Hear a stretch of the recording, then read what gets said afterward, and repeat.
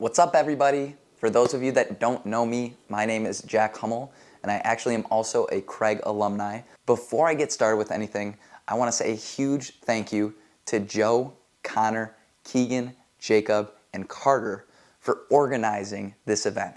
They did all the work. I basically did nothing, and I'm just proud of the boys for doing something like this at such a young age. It's pretty cool to see. And of course, for Craig Mind Matters, we have Julia, Merlinda, and Grace. You girls are awesome. I can't believe what you're doing with this. I really wish we had something like this when I was in high school. So let's give a round of applause for these two groups for organizing this awesome event.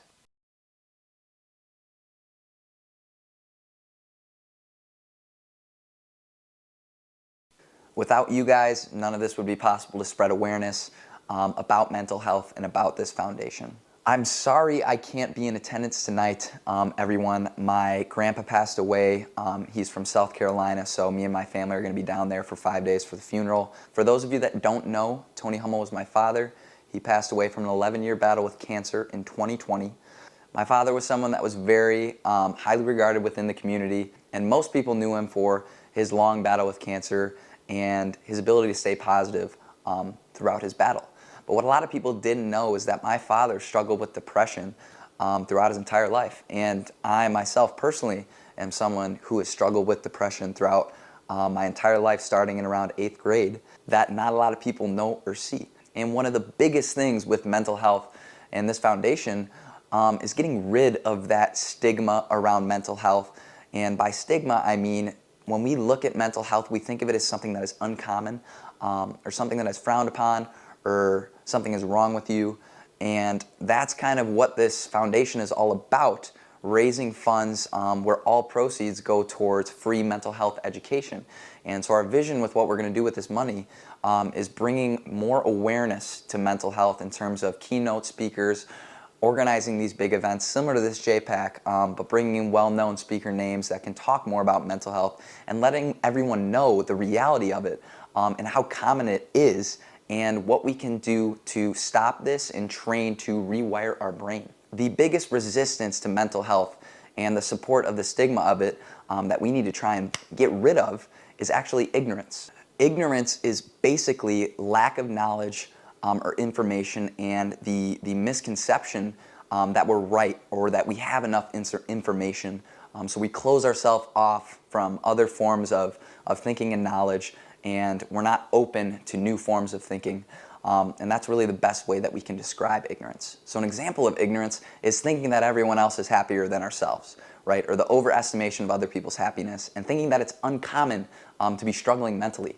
But just to give us a little background, the human race grew up fighting for survival, right? So the whole time our race has been around, we've been fighting to survive.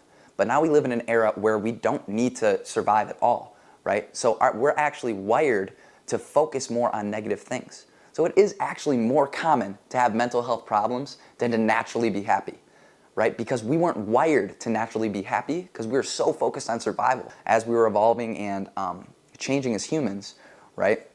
It was survival of the fittest. But now we can live very, very comfortably as technology has increased throughout our society.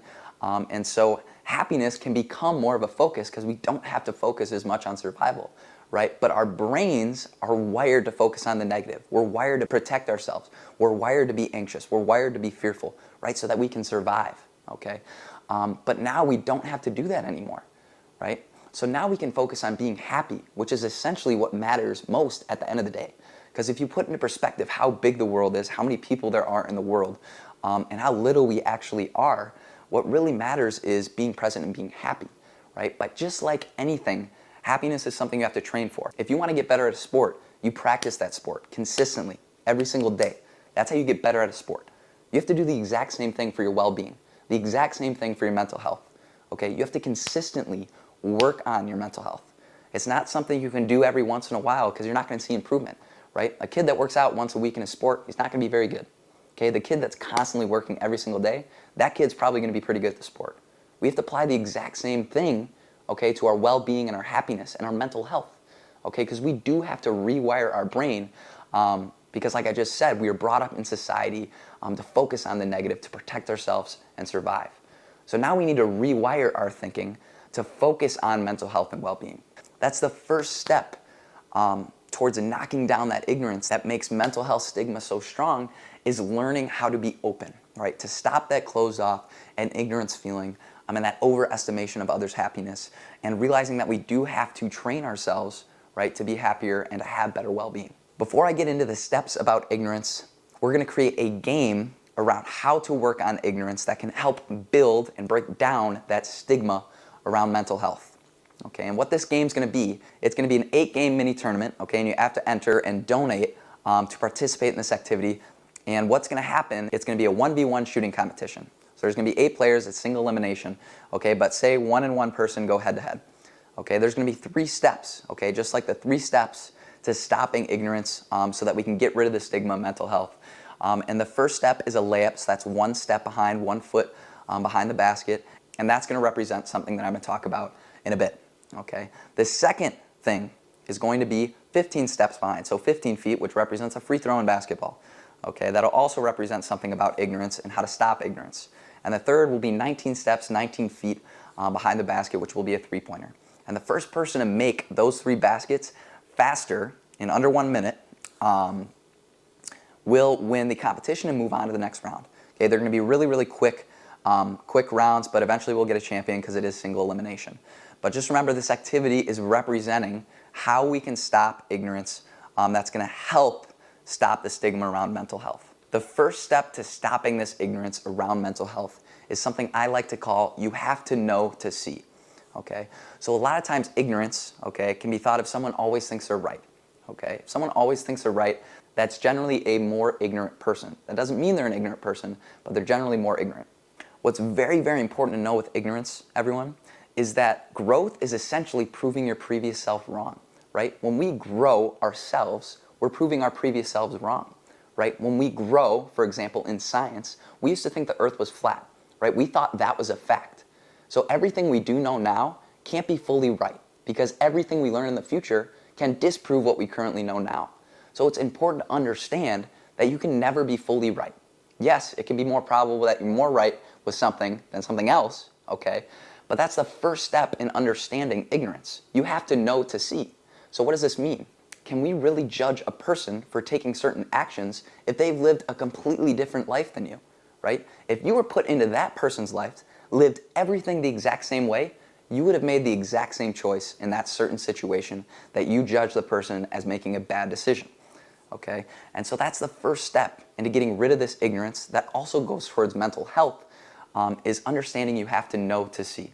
You have to know to see represents the first shot in the 1v1 basketball competition that we're going to have, and that represents the layup. So it's just important to remember that as I continue to speak about what this is. The second, the free throw, the 15 steps away to stop ignorance and to stop the stigma around mental health, is acceptance and something called neuroplasticity. Okay? So accepting the fact that our brains are wired to focus on the negative compared to the positive. We're naturally more negative, okay, than we are naturally positive. Accepting this fact, okay, is a big, big step in ignorance, right? Because ignorance is not acceptance, right? You're not accepting that you could be wrong, or the way you think the world works is not the way you think it is, right? Or that overestimation of happiness, right? Thinking that that's right, that someone else is happier than you, or that you don't have mental health issues because something's wrong with you, right? That's non-acceptance, okay? When we accept that that could be a possibility, okay, that it is scientifically proven that we focus more on negative than it is the positive, so it is more common to have a mental health issue than it is to not have one, is a very, very big step in stopping ignorance. Now, neuroplasticity, it's a big word, it's a very, very important word in psychology and mental health though. So what neuroplasticity means is we do have the ability to rewire our brain. And accepting that this fact is also possible is very, very enlightening to the fact that we start with focusing on the negative. So it's very possible to transform your mental health, okay? But that's going to take work, just like anything. The third shot in our 1v1 shooting competition that represents the three-pointer, 19 feet behind the basket, is compassion. And what compassion basically means, it's very similar to empathy. And empathy is a word you've probably heard before. So empathy means that you feel for another person, right? So say you see another person in pain. Someone gets injured in a basketball game, right? You feel for that person. You feel bad for that person. That's empathy. Compassion is wanting to act on that empathy, right? So truly wanting to help another person, or truly wanting another person to be happy, or to have less struggle, or to have less mental health issues. That's what I like to call compassion. Now, why compassion is such a big part of stopping the stigma around mental health is because mental health issues are always centered around me, right? My struggles, okay? Other people being happier than I am, right? So a lot of times we're being so self-centered. And an easy way that we can relieve this mental health problem, okay, is by focusing on other people, focusing on the happiness of other people. And it's crazy if you start to focus on other people's happiness, how much more happy you are as a person. But those are the 3 biggest steps to stopping the stigma around mental health and ignorance. You have to know to see, shot 1. Shot 2 is acceptance and understanding neuroplasticity. You can rewire your brain, it is possible. And 3 is compassion.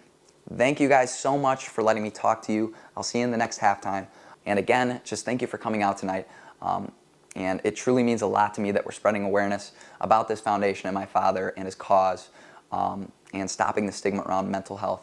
And now the girls are going to take it away. This activity is one that anyone can participate in, and I strongly encourage anyone that's watching this video to please do participate. We're going to split you up into age groups, so don't think if you're a 3rd grader going up to the stage and you're going to be with high schooler, no. You're going to be with everyone around your age group, and we'll split up the teams as evenly as we can by leg and arm length and things of that nature. And the girls will describe the activity in much more detail.